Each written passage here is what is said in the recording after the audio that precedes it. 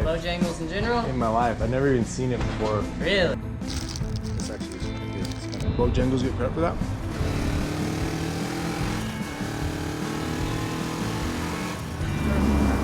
What's the tap? You gotta be together, but you gotta have a sense of self, too. I said, well, you want to go over the Cherohala Skyway, you got to go through the Dragon.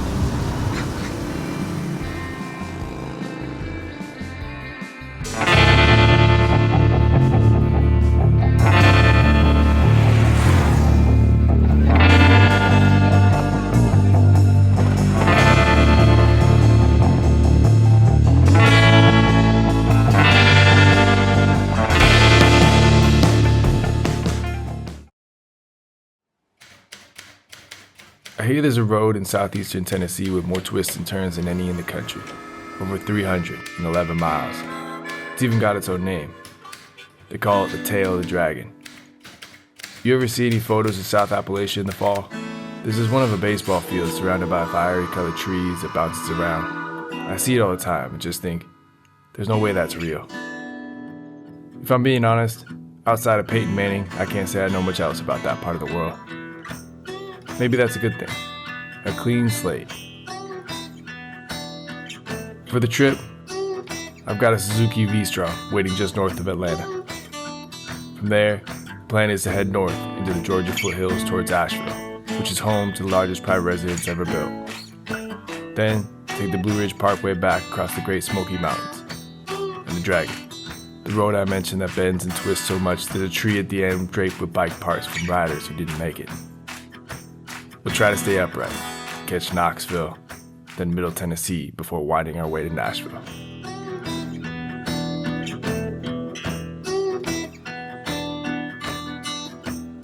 It's fall, the time of year they say colors unfold like blankets as the foothills of Appalachia roll north. We're about to find out.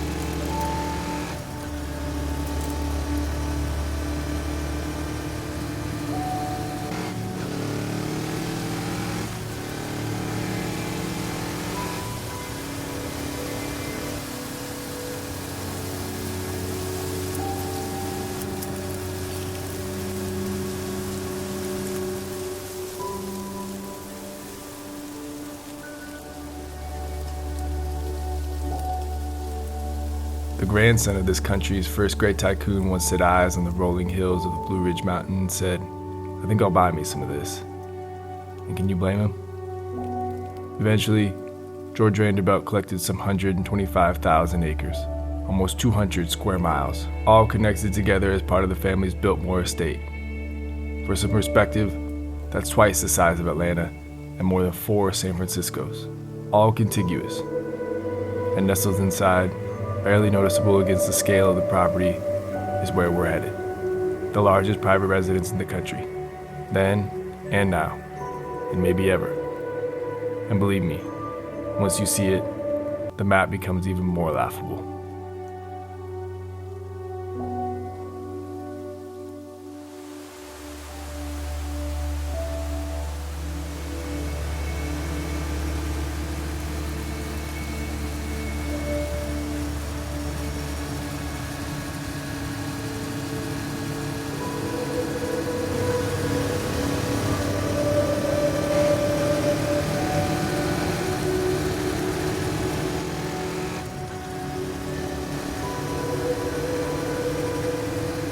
At their peak, the Vanderbilt family was the wealthiest in the country, owning 1 out of every $20 in circulation, a sum larger than the United States Treasury at the time. It's hard to imagine. But today, if you believe descendants like Anderson Cooper, it's all gone, which is a shame for visitors like me who were asked to shell out $125 a head to step foot inside. The irony is prolific. But you don't have to worry about that, or the 25 twisting minutes that are required for entry to weave and turn its way in a dramatic reveal that somehow still feels small next to what stands waiting. No, you can forget all that. We're going right to it.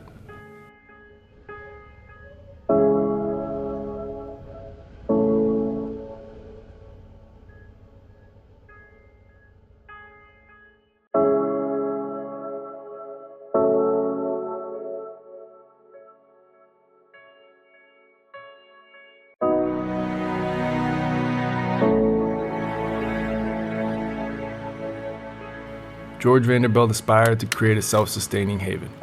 He hired Guilford Panache, a Yale-educated forester who developed the first ever forestry management plan in the United States. At the time, forestry was still an unknown science, and a balance of timber production with conservation was new to a world of indiscriminate logging. Later, they would establish the Biltmore School of Forestry, a first of its kind. But the Biltmore was more than an experiment in sustainability.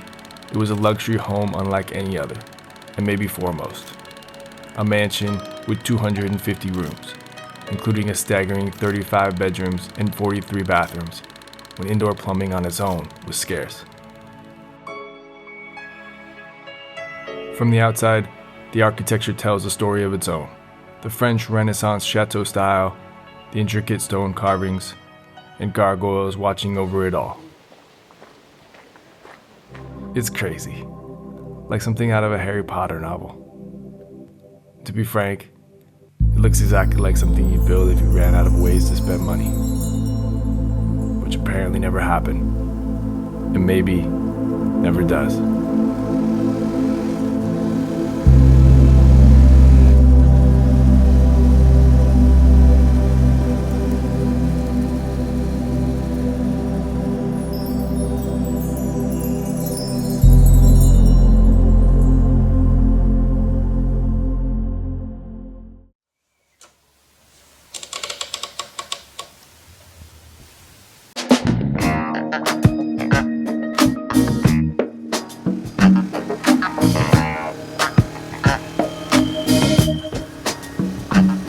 We were a few days in without much to share, gastronomically speaking.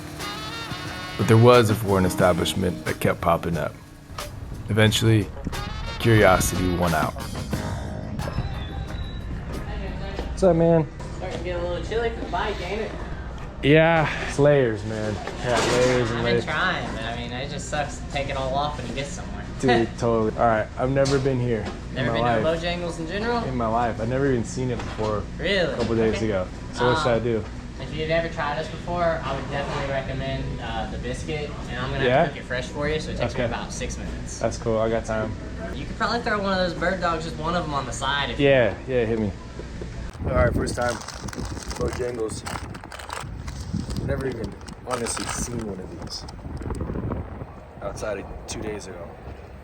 I'm gonna hit this mac and cheese first because it's getting cold.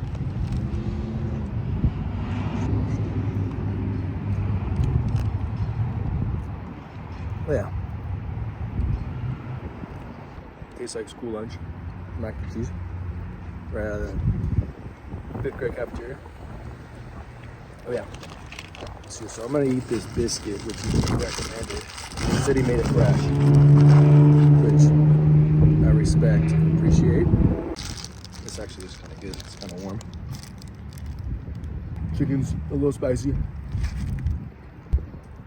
I mean, it's exactly what you'd expect. I'm so hungry that I think it's gonna be good regardless. Let me try the special. Almost like a little hot dog style fried chicken sandwich. That's probably more my speed. Pickles on there. Gives it a little bit of life. If I was high, probably eat a dozen of those. Maybe half a dozen. What a ridiculous name for a restaurant. I don't know what the origin of that is. Well, I'm gonna go 6.6 on the biscuit sandwich, 6.9 the special. Mac and cheese is 6.2. What's that? Human score 6.5. Low side. Maybe the most pleasant people I've encountered it at a fast food joint in a while. Just seemed like great eating. Bojangles get prep for that. Good hiring. It's not nothing. Is it the food of Tennessee? Almost certainly not. But I'll be damned if it wasn't the most common sign along the way. So along with drive-in burgers and Buc-ee's, the cuisine of Bojangles at 6.5 is sure as hell Tennessee to me.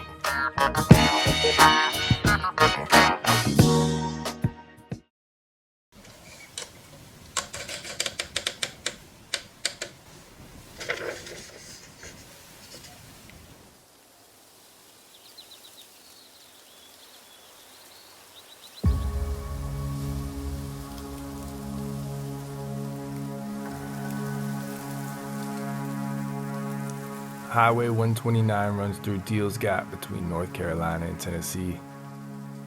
It's just over an 11-mile stretch, but packed in those 11 miles are over 300 hairpin turns that bend and twist through the dense trees and the edge of the Great Smoky Mountains National Park. It's a stretch of highway some people refer to as the Damn Road to Tennessee for all its frustrating switchbacks, but more widely it's known by another name.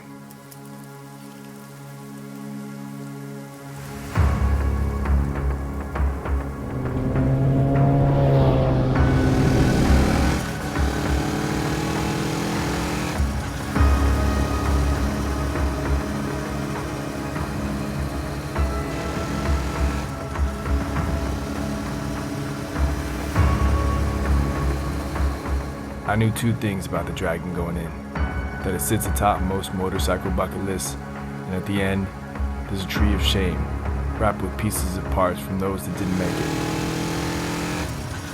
Which, I'll be honest, didn't have me feeling the most comfortable.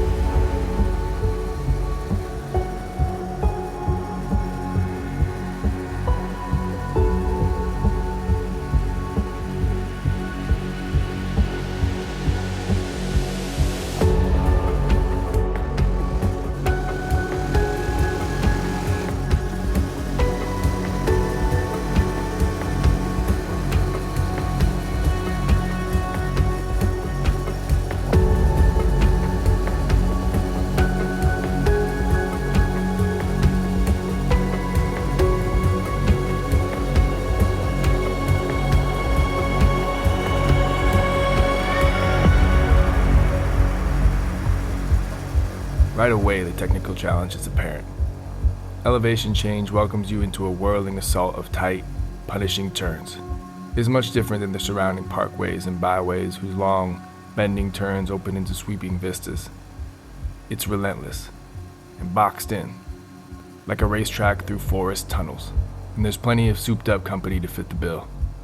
Revving and dragging, making the piercing afternoon sun against the burnt yellows far from the only distraction. And a few times, I nearly joined the tree of parts.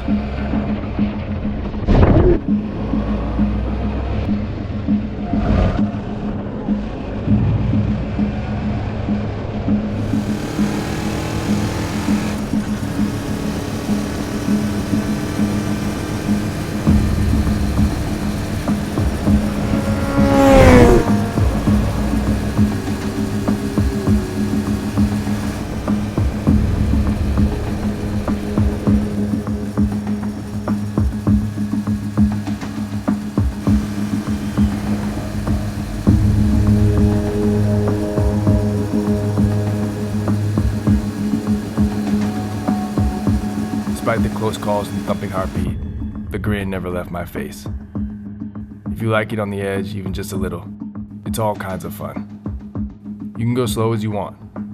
I saw a handful of old-timers waxing their wide-bodied gold wings through the curves. Or you can rip it, like the fully suited knee draggers working the turns like there's something on the line. And there's plenty of those too. However you take it, it's hard not to feel like you're riding through some sort of natural stadium. Like the forest grew up around the turns instead of the other way around. Tall, waving spectators, much prettier than your average sporting fan. Much quieter too. And what's not to like about that? At the end, despite my close calls, the tree of parts felt more like a memento than a cemetery. Surely there's lost souls in the hills, but the turns are what you're making. And I had a few more of my own to make before the moon rose on that afternoon.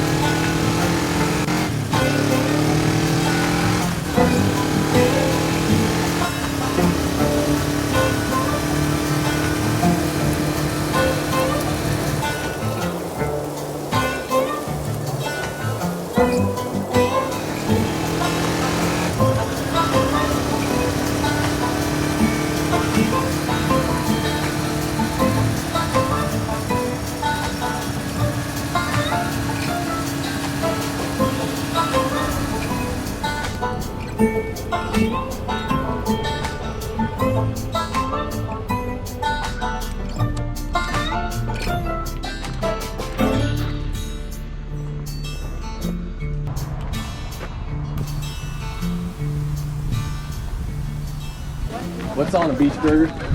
Mayonnaise, lettuce, tomato. Yeah, I'll do that. Then I'll do a small fry. Is it cash? Cash. What's the tap? Oh man, you gotta do that. People done it for me before. Appreciate it. Pay it forward sometimes. Where you from? From Seattle. Oh, you're Really? home. You have to be back home. Well, I got a buddy who lives in Nashville. He bought us tickets to a show at the Ryman on Saturday. Awesome. So I'm supposed to make that. Who are you going to see? Jason Isbell. Oh, Oh gosh. You know Jason Well, he'll Isbell? take yeah. tickets. He'll leave It's- the cabin early. I saw him at the Ryman last year. He's such a good songwriter. Oh, he is. I can play the hell out of guitar. Oh man. Yeah. Yeah. But he's a little crazy, though. Yeah. He's a little crazy. That's okay though. I like that a little bit. You know, it's he's out but he there. owns it. Yeah, 100%. He owns 100%. Yeah, back for that. it. Thank you. All You're right. welcome. Really Join nice us to if meet you. like. Okay, cool. Yeah, I might see you down there. That funnel cake, man. You might help us eat it if you call it.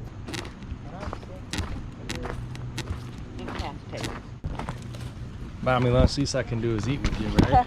Oh, you're not obligated. to. No, Seriously. no, I'm glad to.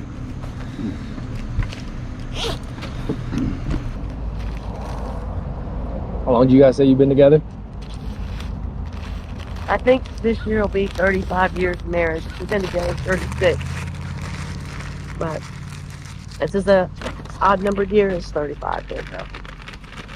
Ah, it's a while. What's the secret? Oh.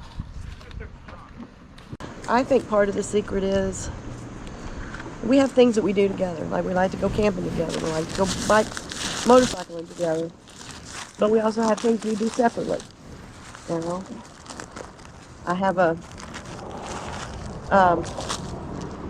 gardening club that I'm She's president of. Yeah, she's president of the El Presidente.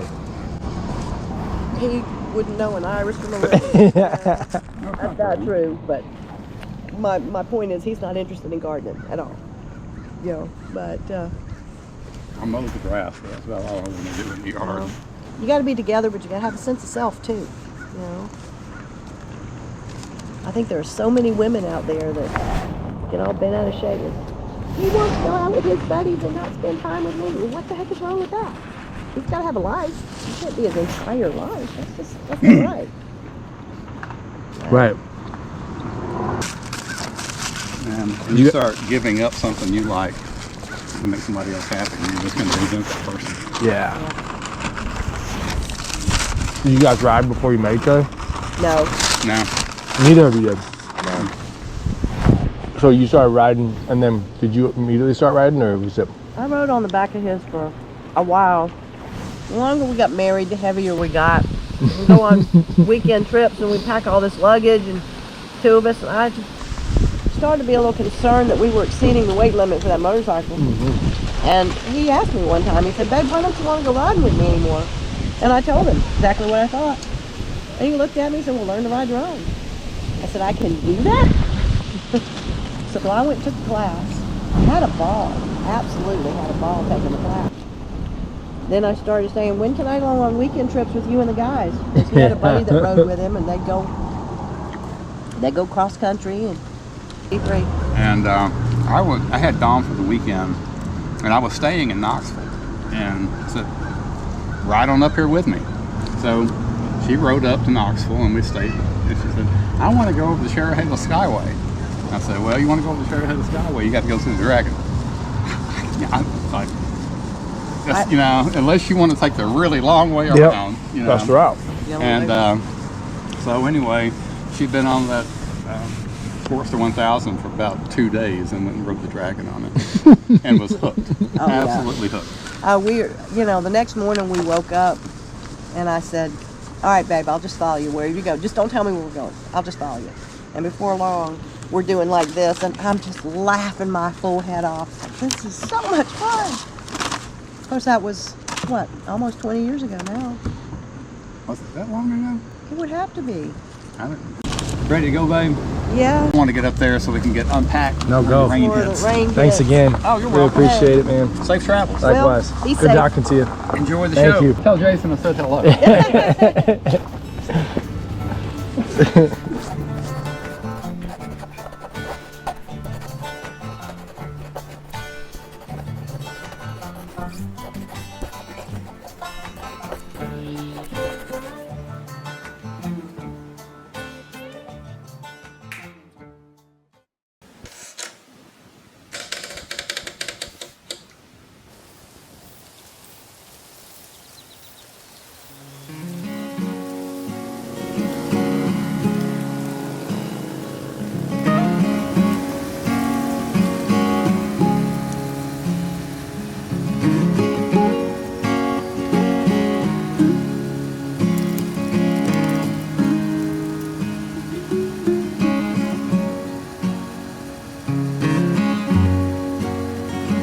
North of the hills, I stopped in at Knoxville, in the University of Tennessee. A little main street with good eats and bars, and a campus right up by the Tennessee River. What's not to like? I guess there was one thing. You see that? These damn robots. They're everywhere, and no one seems to notice or care. We seem to have traveled through the hills of the past and arrived somewhere in the future. Go figure. No matter, I could do time in Knoxville. Sign me right up. Robots and Rocky Top.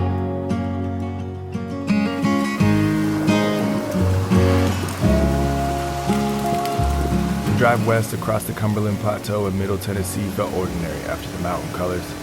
There's no denying it. There's moments of charming farmland and sweeping turns, but my heart was behind me most of the way. My head was tuned to the waiting sounds of Music City.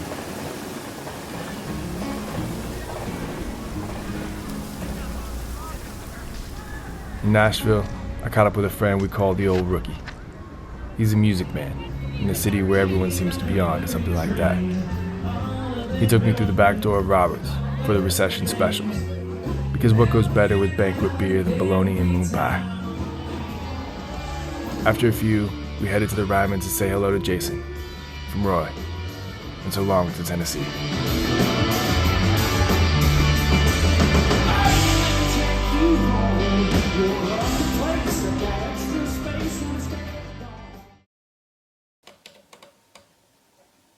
Epilogue. I was out at daylight near Crossville when I pulled into the last motel and rolled slow by a group of Harley boys, revving their engines and looking worn like they do. And I think that's Tennessee. A little intimidating, rough around the edges, might even make you feel uneasy. But if you ride by without a second look, well, it's your loss. because waiting behind the noise is the best kind of people.